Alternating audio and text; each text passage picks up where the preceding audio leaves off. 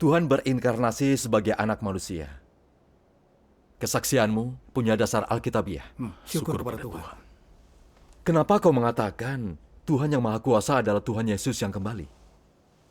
Alkitab berkata, Yesus Kristus kemarin, hari ini, dan selama-lamanya tetap sama. Jika Tuhan datang kembali, dia seharusnya tetap Yesus. Kenapa dia berubah jadi Tuhan yang Maha Kuasa?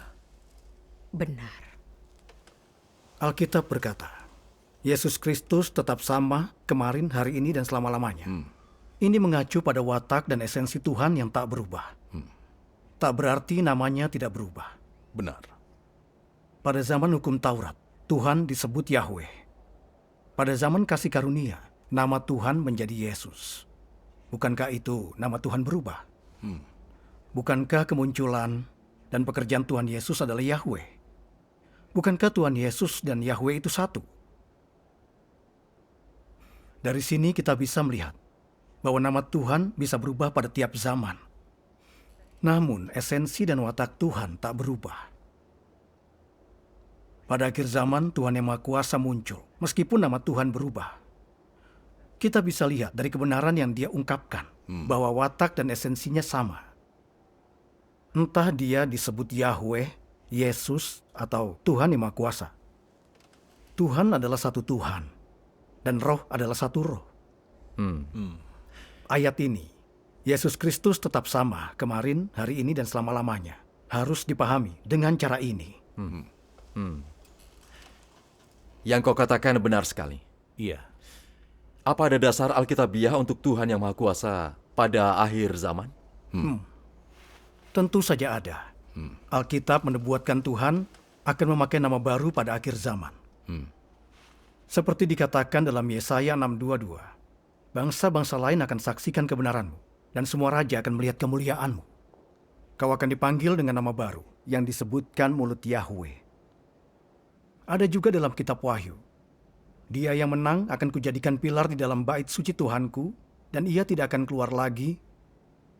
Dan aku akan menuliskan padanya nama Tuhanku dan nama kota Tuhanku, dan aku akan menuliskan nama baruku padanya. Akulah Alfa dan Omega, yang ada, yang sudah ada, dan yang akan datang, yang Maha Kuasa. Amin. Semua nubuat ini memberitahu kita bahwa Tuhan punya nama baru saat datang kembali, yang Maha Kuasa. Dan itulah Tuhan yang Maha Kuasa. Amin. Jadi ada dasar alkitabiah untuk nama baru Tuhan. Untuk kebenaran nama Tuhan akan jelas saat kita membaca firman Tuhan yang Maha Kuasa. Baiklah. Iya. Di tiap zaman dan tiap pekerjaan, namaku bukan tanpa dasar, tapi mengandung makna penting yang mewakili. Setiap nama mewakili satu zaman. Yahweh mewakili zaman hukum Taurat, dan adalah sebutan kehormatan bangsa Israel untuk sebut Tuhan yang disembah.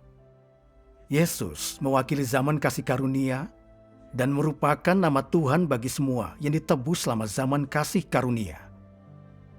Di tiap zaman, Tuhan lakukan pekerjaan baru dan disebut dengan nama baru.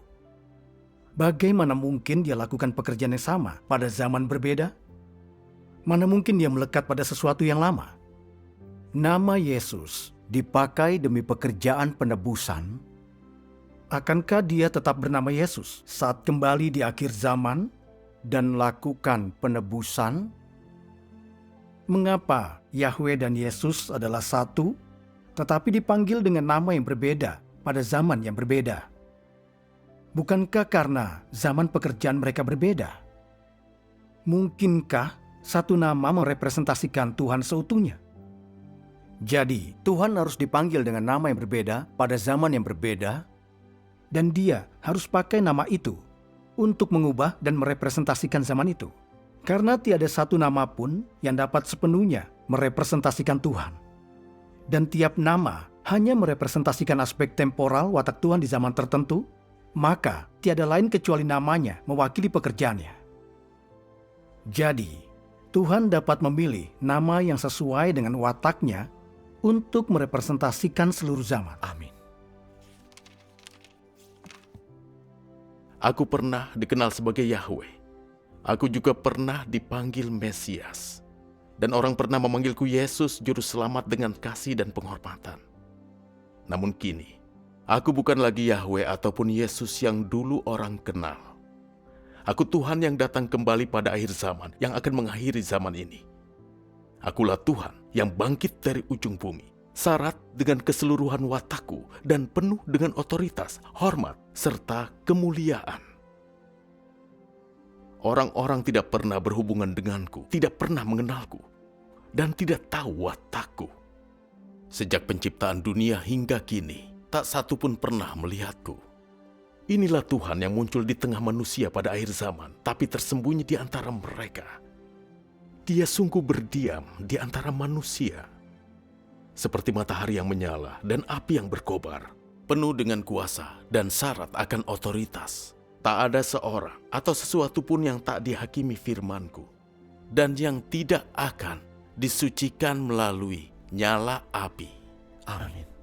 Pada akhirnya, segala bangsa akan diberkati karena firman-Ku, dan juga dihancurkan karena firman-Ku. Semua orang pada akhir zaman akan melihat bahwa Akulah Juru Selamat yang datang kembali. Akulah Tuhan yang Maha Kuasa yang taklukkan semua umat. Amin. Dan semua akan melihat bahwa aku pernah menjadi korban penghapus dosa. Tapi pada akhir zaman, aku jadi terik matahari yang menghanguskan segalanya. Dan juga surya kebenaran yang singkapkan segalanya. Inilah pekerjaanku pada akhir zaman. Aku memakai nama ini dan memiliki watak ini, supaya semua orang dapat melihat bahwa akulah Tuhan yang benar, matahari yang menyala, dan api yang berkobar. Supaya semua menyembahku satu-satunya Tuhan yang benar. Dan supaya mereka melihat wajahku sesungguhnya. Aku bukan saja Tuhan orang Israel, dan aku bukan saja Sang Penebus. Akulah Tuhan segala ciptaan di langit dan bumi dan lautan. Amin. Itu suara Tuhan. Iya. Firman Tuhan yang Maha Kuasa punya otoritas. Ada banyak misteri tentang nama Tuhan. Setiap nama mewakili aspek watak Tuhan dan juga tahap pekerjaannya. Aku tidak pernah tahu itu sebelumnya. Sungguh luar biasa. Syukur kepada Tuhan. Syukur kepada Tuhan. Tuhan punya nama berbeda pada zaman berbeda. Adalah fakta yang tak terbantahkan. Benar, benar. Meski Tuhan punya nama berbeda pada tiap zaman dan lakukan pekerjaan berbeda, esensi dan wataknya tidak berubah. Hanya ada satu Tuhan. Dia bekerja dan membimbing umat manusia. Pada zaman kasih karunia, Tuhan menjadi daging dan bekerja menebus umat manusia dengan nama Yesus.